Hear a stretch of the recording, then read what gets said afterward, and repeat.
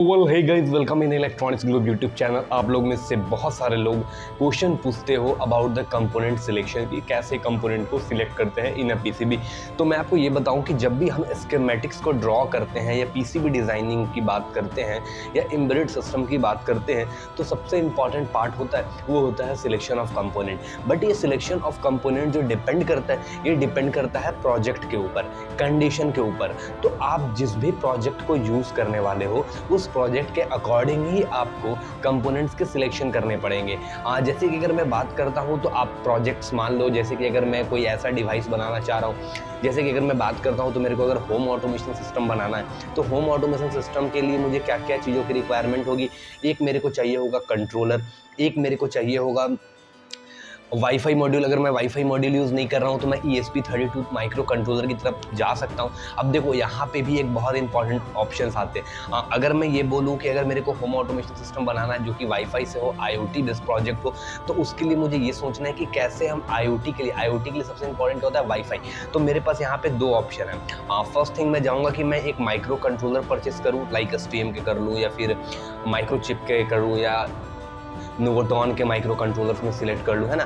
तो बहुत सारे माइक्रो कंट्रोलर्स मार्केट में आते हैं। उसके बाद फिर मैं क्या करूँ, एक वाईफाई मॉड्यूल लेकर के उसके साथ मैं इंटरफेस करूँ, ठीक है। एक ये ऑप्शन होता है। बट मेरे को ये पता है कि मेरे को IoT मॉड्यूल बनाना है, तो मैं ऐसा कौन सा कंपोनेंट सिलेक्ट करूँगा, कौन सा ऐसा माइक्रो कंट्रोलर सिलेक्ट करूँगा जो कि मेरे को दोनों के दोनों फीचर्स देगा। चाहे तो मैं ब्लूटूथ पे भी ऑपरेट करा लूँ और या तो चाहूँ तो मैं वाईफाई के थ्रू भी ऑपरेट कराऊँ। तो दोनों को दोनों ऑपरेशन परफॉर्म कराने के लिए मुझे एक ऐसा माइक्रो कंट्रोलर, जो कि हमें पता है कि आज के टाइम में ESP एक ऐसा माइक्रो कंट्रोलर है जो कि ये फीचर्स प्रोवाइड करता है आपको कि आप वहाँ पर माइक्रो कंट्रोलर के अंदर ही इनबिल्ट आपके पास वाईफाई भी है, आपके पास ब्लूटूथ भी है।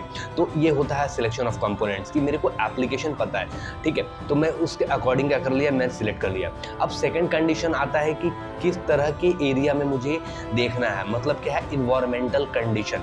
मेरे को इन्वायरमेंटल कंडीशन के को भी देखते हुए चलना पड़ेगा कि जो डिवाइसेस मैं यूज़ बना रहा हूँ, जो डिज़ाइन कर रहा हूँ, एक्चुअल वो यूज़ कहाँ पे होने वाला है, ठीक है। अगर मैं बात करता हूँ तो जैसे कि अगर आप एक सपोज करो कि मैं मॉसफेट की बात करता हूँ, तो कुछ मॉसफेट आते हैं जो 0 to 80 डिग्री सेंटीग्रेड पे काम करेंगे, जो कि टेम्परेचर कंडीशन होगा, ठीक है।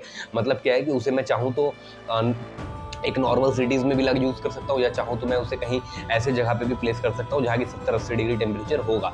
बट कंडीशन क्या आता है कि जैसे कि अगर मैं बात करता हूँ जहाँ पे स्टीम का काम होता है ना, स्टीम इंजन वगैरह होते हैं, या जहाँ पे आपका बहुत ज़्यादा हीट प्रोड्यूस होता है, जस्ट लाइक बात करता हूँ तो अगर मैं एग्जाम्पल बेसिक लूँ तो आप जैसे कि वो चिमनी समझते हो गया ना, वो जो होते हैं जैसे कि जहाँ पे ईट की भट्टी होती है बेसिक, वहाँ पे आप कोई डिवाइस यूज़ करना चाहते हो, है ना। आप किसी ऐसे फैक्ट्री के अंदर यूज़ करना चाहते हो, जैसे कि मैं कोई बिस्किट की फैक्ट्री है, वहाँ पे क्या होता है बहुत हाई टेम्परेचर पे कुकीज़ को रेडी किया जाता है, तो वहाँ पे टेम्परेचर 150-200 डिग्री तक टेम्परेचर जाता है। तो मैं एक ऐसा माइक्रो कंट्रोलर, मैं ऐसा एक मॉसफेट सिलेक्ट करूँगा जिसकी टेम्परेचर रेंज कम से कम 150-200 डिग्री सेंटीग्रेड पे हो, ठीक है। तो मैं एक ऐसा माइक्रो कंट्रोलर सिलेक्ट करूँ, मॉसफेट या माइक्रो कंट्रोलर जो भी मैं यूज़ करने वाला हूँ, मैं उसे सिलेक्ट करने वाला हूँ।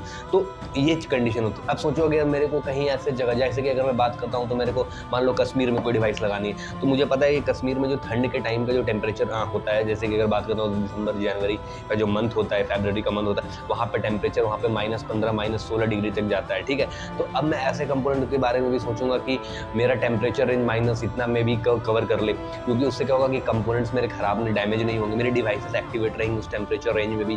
तो ये सारी टर्म्स एंड कंडीशन देखी जाती है। उसके बाद ये देखा जाता है कि मुझे कितने नंबर ऑफ रिक्वायरमेंट है। अगर मैं बोलूँ तो जैसे कि अगर सपोज करो मेरे घर में अगर 4 कोई इलेक्ट्रॉनिक्स से इलेक्ट्रिकल इक्विपमेंट है, एग्जाम्पल अगर बात करता हूँ तो आपके टेलीविज़न हो गए, आपके फ़ैन हो गए, आपकी AC हो गई आपके घर की। उसका एक और एग्जाम्पल तो अब कूलर हो गई।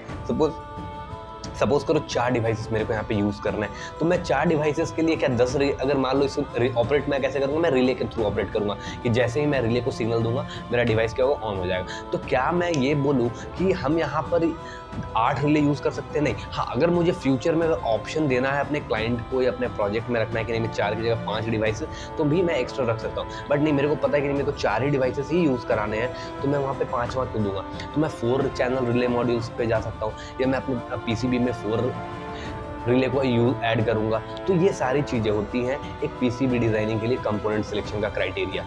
कंपोनेंट सिलेक्शन के लिए बहुत सारे इंपॉर्टेंट फैक्टर्स होते हैं, अकॉर्डिंग डिपेंड करेगा। अब आप कोई स्कीमेटिक देख रहे हो, कोई जैसे कि अगर मैं बात करता हूँ तो आप वोल्टेज रेगुलेटर यूज़ कर रहे हो LM2596 के, तो उसके साथ अलग-अलग डिफरेंट कंपोनेंट्स आपको यूज़ करने पड़ेंगे, फ़िल्टर यूज़ करना पड़ेगा।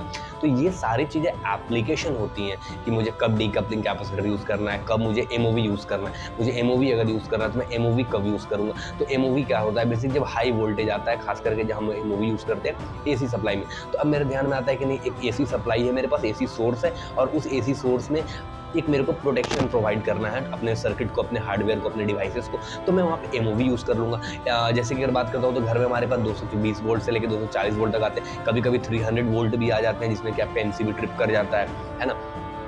तो ये कंडीशन भी होती है। तो अब क्योंकि ये सर्ज का कोई भी लिमिट नहीं है, सर्ज कुछ भी हो सकता है आपका 500 वोल्ट्स भी आ जाए, बट ऐसा पॉसिबल नहीं है कि आएगा आपके घरों में। बट हम फिर भी एक प्रोटेक्शन लेकर के चलते हैं डिवाइस के लिए, वहाँ पे हम एमओवी यूज़ कर लेंगे। तो ये सारे आपको ऑप्शंस के बारे में आपको पढ़ना पड़ेगा, समझना पड़ेगा कि आप कैसे-कैसे प्रोटेक्शन यूज़ करते हो, क्योंकि component selection is not an easy task. ये कंप्लीटली डिपेंड करता है आप किस तरह के प्रोजेक्ट पे काम कर रहे हो। ये according to project, according to conditions कि आप कहाँ यूज़ करने वाले हो, इन सभी के अकॉर्डिंग क्या होता है, सिलेक्शन ऑफ कंपोनेंट्स वेरी करता है।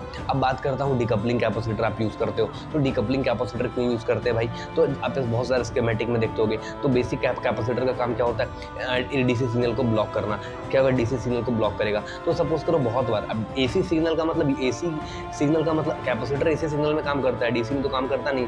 तो डीसी कहने का मतलब, एसी सिग्नल कहने का मतलब ये नहीं होता है कि आपको एसी सप्लाई देना है, एसी सोर्स देना है। एसी सिग्नल का मतलब क्या होता है, बेसिक जहाँ पे फ्रीक्वेंसी प्रेजेंट हो, और फ्रीक्वेंसी जब प्रेजेंट होगा, फ्रीक्वेंसी कहाँ से आ सकता है, फ्रीक्वेंसी आपके नॉइज से आ सकते हैं, आपके इन्वायरमेंटल कंडीशन से आ सकती है, आपके पास कोई डस्ट पार्टिकल आपके पीसीबी पे आ गए, वहाँ से नॉइज क्रिएट हो सकती है। उस कंडीशन में हम क्या करते हैं, कैपेसिटर को यूज़ करते हैं, जिसे हम बोलते हैं as a decoupling capacitor. Capacitor अपने अंदर स्टोर कर लेगा सारा, और डीसी को एज इट इज पास होने देगा।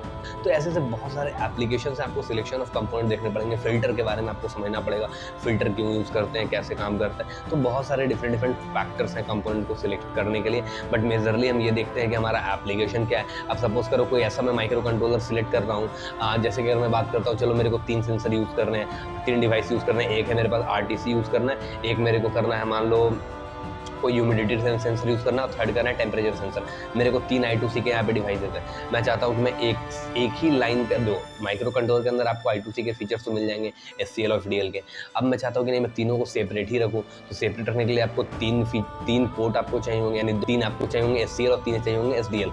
बट ऐसा पॉसिबल होता नहीं है, तो हम वैसे माइक्रो कंट्रोलर की तरफ जाएंगे जो कि वो फीचर्स दे दे। तो ऐसे बहुत सारे कंडीशंस देखने के लिए मिलते हैं। तो आपको ये सारी चीज़ों को समझना पड़ेगा, आपको एप्लीकेशन देखना होगा, उस एप्लीकेशन के अकॉर्डिंग आपको कंपोनेंट को सिलेक्ट करना होगा। तो आशा करूँगा आपको ये चीज़ें समझ में आई होंगी, एटलीस्ट जितना मैंने बताया। बाकी जब मैं प्रोजेक्ट लेकर के आऊँगा तो डेफिनेटली मैं आपको वो चीज़ें भी बताऊँगा कि कौन से कंपोनेंट को कैसे सिलेक्ट करना है, कब आपको कौन से कंपोनेंट को सिलेक्ट करना है, कहाँ यूज़ करने वाले। तो ये सारी चीज़ें आपको आने वाले वीडियोज़ में मेरी मिलेंगी। तो उसके लिए करना क्या, आपको चैनल को करना सब्सक्राइब, वीडियो करना लाइक, कि जो भी वीडियोज़ आपको फ्यूचर में मैं प्रोवाइड करूँगा प्रोजेक्ट से रिलेटेड, उस पर आप चेकआउट कर सकते हो। बाकी और भी आप एम्बेडेड सिस्टम, पीसीबी डिजाइनिंग, ये सब की वीडियो आप जा करके देख सकते हो प्लेलिस्ट में। तब तक के लिए goodbye, take care, thanks for watching this video, thank you very much.